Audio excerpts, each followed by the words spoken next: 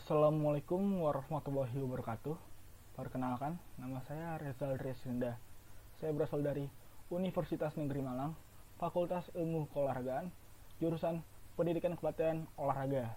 Di sini saya akan menjelaskan tentang cardiorespiratory endurance dan latihan kekuatan. Dan untuk cardiorespiratory endurance ada pengertiannya, yaitu yang pertama saya akan menjelaskan tentang endurance. Apa sih endurance itu? Endurance itu adalah daya tahan tubuh atau keadaan atau kondisi tubuh yang mampu untuk bekerja dalam waktu yang lama tanpa mengalami kelelahan yang berlebihan setelah menyelesaikan pekerjaan tersebut dan masih memiliki cadangan tenaga untuk kegiatan sehari-hari. Dan selanjutnya saya akan menjelaskan tentang cardiorespiratory. Cardiorespiratory itu adalah gabungan kardiovaskular dan respirasi. Dan selanjutnya itu adalah kardiovaskular atau kardiovaskuler. Di sini itu adalah yang berhubungan denyut jantung dan denyut nadi. Di sini itu denyut jantungnya itu dapat dihitung dengan persatuan waktu atau biasanya per menit. Denyut jantung didasarkan pada jumlah kontraksi ventrikel atau bilik bawah jantung, dan denyut nadi itu dapat dijelaskan dengan arteri dari gelombang darah yang mengalir melalui pembuluh darah sebagai akibat dari denyutan jantung. Lalu berikut itu ada respirasi. Respirasi itu adalah pertukaran oksigen dan karbon dioksida. Dan untuk penjelasan cardiorespiratory fitness atau kebugaran respirasi adalah seberapa baik tubuh Anda mampu mengangkat oksigen ke otot-otot Anda selama melakukan latihan yang berkepanjangan, dan seberapa baik otot Anda mampu menyerap dan menggunakan oksigen. Lalu untuk cardiorespiratory endurance adalah penjelasannya itu kemampuan jantung dan kapasitas paru-paru dalam melakukan aktivitas kerja dalam waktu lama tanpa mengalami gangguan yang berarti. Dan di sini tuh ada seorang ahli yang mengatakan daya tahan dalam olahraga merupakan kemampuan untuk menahan kelelahan, dan lebih lanjutnya itu adalah jika seorang yang punya daya tahan yang sangat bagus akan cepat mengalami pemulihan dan sangat akan lama untuk mencapai kelelahan yang sangat berat, dan akan lebih cepat lagi pulih setelah melakukan pekerjaan yang sangat berat.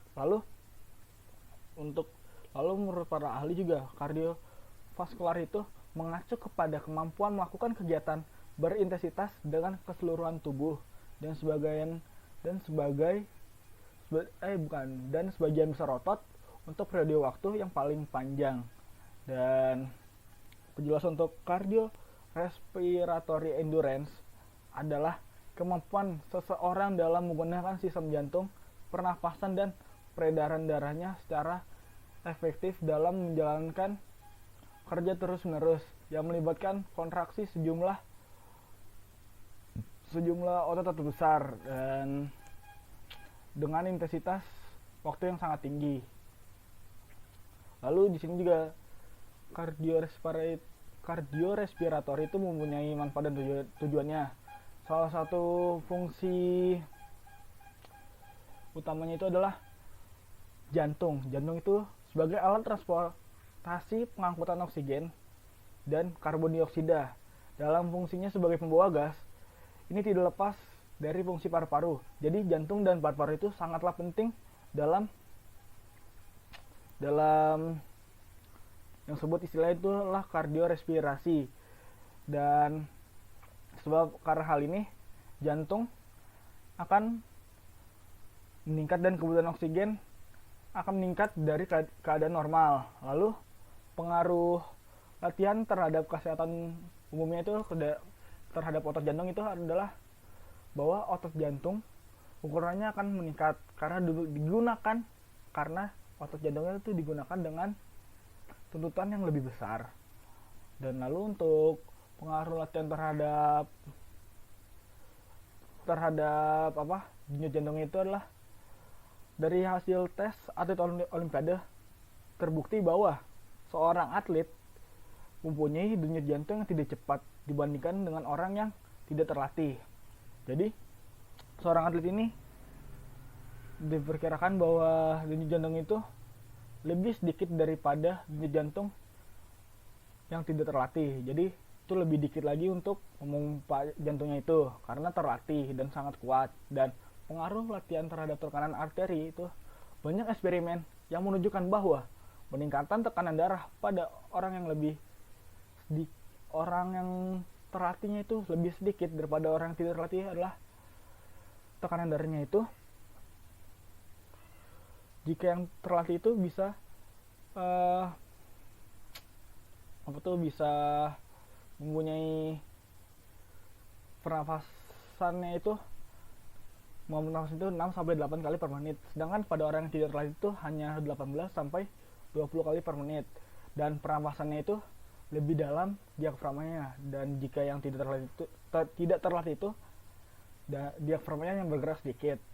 Dalam perjalanan yang sama, individu yang terlatih itu menghirup udara dalam jumlah yang lebih kecil dan lebih banyak mengambil oksigen, sedangkan yang tidak terlatih sangat berbeda dengan yang terlatih. Dan yang terlatih itu dapat memompa darah itu sebanyak 22 liter kali, dapat memompa darah itu sebanyak 22 kali, dan sedangkan yang tidak terlatih itu hanya 10,2 kali saja. Dan manfaatnya itu juga bisa ke otot, atau yang terjadi itu adalah ukuran ototnya bertambah, daya tahan otot meningkat, terjadinya penambahan jumlah kapiler, sarkoma dari serabut otot menjadi lebih tebal dan kuat. Lalu setelah manfaatnya itu juga berlanjut ke faktor-faktor yang mempengaruhi. Yang pertama itu ada genetik, yang kedua itu ada abis genetik itu ada jenis kelamin, umur, dan kegiatan fisik yang dilakukan. Dan untuk genetik itu sangat berbeda. Genetik itu bisa dilihat dengan cara ngetes aerobik kebugaran otot tubuhnya. Dan untuk umur itu hampir sangat mempengaruhi dalam semua komponen kesegaran jasmani. Jadi daya tahan kardiovaskuler menunjukkan suatu tendensi yang meningkat pada masa anak-anak. Dan jadi misalkan seorang remaja yang sudah mencapai umur 20 atau 30 itu adalah umur sudah sangat maksimal untuk meningkatkan kardiovaskuler lagi. Dan kardiovaskuler itu bisa turun dengan seiring bertambahnya usia. Dan untuk yang tidak terlatih, penurunan daya tahannya itu bisa 8-10%. Tetapi jika yang terlatih hanya 4-5% saja. Lalu untuk jenis kelamin itu sangat berpengaruh. Untuk pada masa anak-anak, wanita dan pria itu tidak ada perbedaannya. Tetapi ketika setelah pubertas, wanita dan pria itu sangat berbeda. Di sini tuh wanita yang telah mengalami pubertas itu memiliki kebugaran kebugarannya itu 15 sampai 25% lebih kecil dari pria yang telah pubertas. Tapi pada atlet remaja, putri yang berlatih hanya berbeda 10% di bawah atlet putra dalam usia yang sama dalam hal VO2 max-nya. Dan wanita itu lebih memiliki jaringan lemak yang lebih banyak, yaitu sebanyak 27% dari komposisi tubuhnya. Lebih banyak dibanding pria, hanya 15% dari komposisi tubuhnya. Lalu, kegiatan fisik juga sangat berpengaruh. Dan latihan yang bersifat aerobik yang dilakukan akan meningkatkan daya tahan kardiorespirasi, dapat mengurangi lemak tubuh. Dan untuk metode latihannya itu ada dua, yaitu ada fartlek dan interval training. Yang fartlek itu adalah bentuk latihan yang dilakukan dengan lari jarak jauh, seperti halnya pada cross country. Lalu latihan ini itu bermain dengan kecepatan waktu, dan latihan tidak dibatasi, tetapi atlet bebas melakukan latihan dengan berbagai variasi bentuk lari atau bentuk medan yang digunakannya. Nah, untuk fartlek ini sebaiknya dipilih latihan dengan medan yang mempunyai pemandangan yang indah. Karena dengan hal itu, setelah mempunyai pemandangan yang indah juga mempunyai rintangan-rintangan yang berbeda. Oleh karena itu, dan kenapa seperti itu? Karena jika mempunyai pemandangan yang indah, ketika atlet mengalami kelelahan, itu akan sangat mudah untuk melupakannya, karena atlet akan lebih refresh lagi karena melihat pemandangan yang tidak membosankan. Oleh karena itu, pemandangan yang indah itu sangat membantu untuk menghilangkan kelelahan, dan juga dengan mempunyai medan rintangan-rintangan yang lumayan berat seperti lumpur, rumput-rumput, pasir, turunan terjal kayak gitu. Dan pelatih dan atlet itu dapat menentukan variasi latihan sendiri. Misalkan contohnya itu latihan yang pertama itu mulai dengan lari lambat sampai 5 sampai 10 menit, lalu kecepatan yang konstan dan cukup tinggi. Yang ketiga itu jalan cepat, atau bisa juga dengan istirahat aktifnya dengan jalan cepat. Keempat itu lari lambat dengan lari yang makin lama makin cepat, dari pelan lalu tiba-tiba cepat, atau yang bisa disebut wind sprint. Lalu lari lambat yang diselingi dengan 3 sampai 4 kali langkah, lalu mendadak cepat lagi, lari lagi naik ke bukit dengan kecepatan yang tinggi, atau dengan lari dengan tempo yang pace-nya itu dalam waktu 1 menit. Nah, lalu untuk yang interval training itu, latihannya itu lebih untuk menyempurnakan latihan fartlek. Ya, di sini tuh jarak lari itu ditentukan 1.600 meter dengan cara 4 kali keliling lintasan lari. Repetisinya itu 4 kali, berarti 4 kali 400 meter. Dalam waktu untuk menempuh jarak 400 meter sama dengan 90 detik. Nah, jadi itu untuk waktu istirahatnya atau recovery interval itu adalah 120 detik. Untuk lari pertama, latihan boleh digunakan ulangan 2 sampai 3 kali terlebih dahulu. Kemudian untuk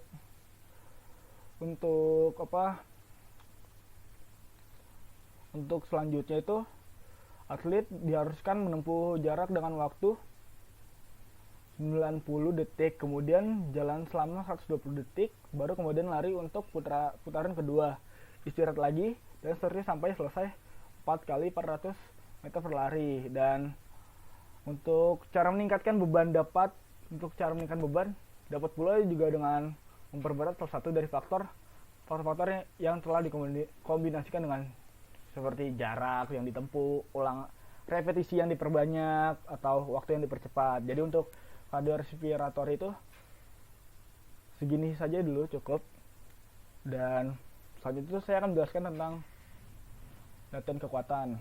Latihan kekuatan itu untuk meningkatkan kekuatan otot, kekuatan tubuh, massa otot itu ditingkatkan, memperkuat sendi, serta juga bisa menambahkan stamina.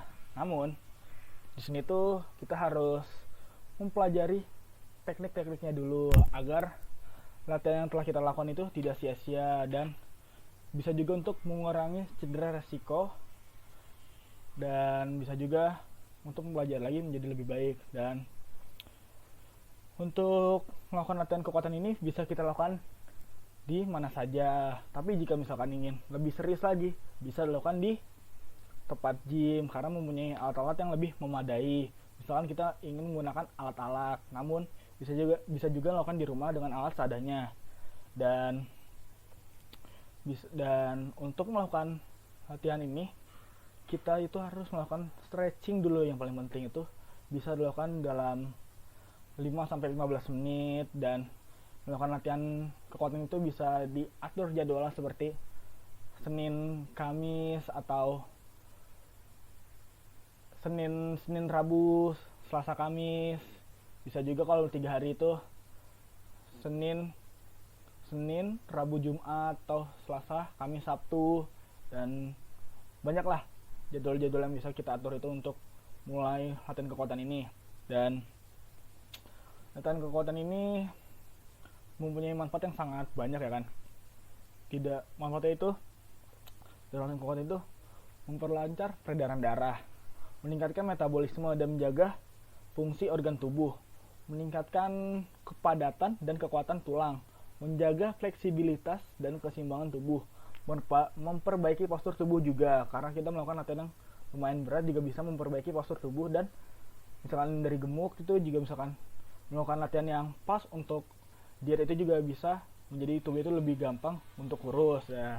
Dan selanjutnya itu mengurangi resiko penyakit tertentu seperti penyakit jantung, diabetes, obesitas, dan sakit pinggang, meningkatkan kualitas tidur dan mencegah insomnia, karena setelah melakukan olahraga yang berat itu tubuh akan lebih terjaga kondisinya semuanya dan mempunyai jam tidur yang lebih normal. Misalkan dari tidur ya lewat dari jam 12 ke atas bisa menjadi jam 8 sudah tidur atau jam 9 sudah tidur. Dan jika kita sudah mempunyai postur tubuh yang sangat bagus karena melakukan latihan kekuatan, itu sangat akan menambah kepercayaan diri dan menjaga berat badan ideal. Dan setiap melakukan latihan kekuatan ini akan memperbaiki semua mood yang darinya rasanya malas ketika melakukan latihan ini akan terpacu semangatnya karena ingin mengejar apa yang ingin dituju untuk tubuhnya sendiri. Namun untuk manfaat semua ini tuh tidak bisa secara instan, karena kan semua itu butuh proses dan waktu yang sangat panjang. Dan bisa juga untuk lebih biar lebih sehat lagi tuh jauhkan yang namanya merokok dan mengonsumsi, dan kita itu harus menjauhkan rokok dan melakukan secara rutin menerapkan pola hidup yang sehat ya kan, tadi kayak menjauhkan rokok, mengonsumsi makanan bergizi yang seimbang, beristirahat dengan cukup, dan menghindari stres. Dan rokok itu yang sangat penting untuk dijauhi karena sangat tidak baik untuk setiap kita yang melakukan latihan kekuatan ini dan menjaga fisik diri tubuh kita ini. Dan ada beberapa latihan yang bisa dilakukan tanpa alat bantu khusus seperti push up, sit up, back up itu, lalu plank, squat jump, lalu banyak lagi. Dan yang melakukan alat itu seperti pull up ya kan, narik besi, lalu bench press itu yang biasa-biasa seperti apa yang seperti orang-orang yang lakukan di tempat gym yang untuk melatih otot dada dan lengan. Dan misalkan jika belum pernah melakukan bench press, sebaiknya untuk melakukan latihan ini bisa bertanya kepada orang-orang yang di tempat fitness atau bisa minta pelatih instruktur fitness agar lebih terjaga ketika melakukan latihan bench press ini, karena sangat berbahaya jika misalkan kalian itu tidak tahu cara melakukan yang benar dengan cara memegang bench press yang benar untuk menurunkannya berat yang cukup yang bisa kalian angkat, karena itu sangat berat dan itu sangat beresiko untuk terjadi cedera yang sangat serius. Dan untuk pull up itu kan memakai alat juga bisa untuk memperkuat otot lengan, bahu, punggung, dada, dan perut. Dan kalau push up yang dilakukan di rumah itu bisa untuk tangan, perut, bahu, lalu banyak lagi. Dan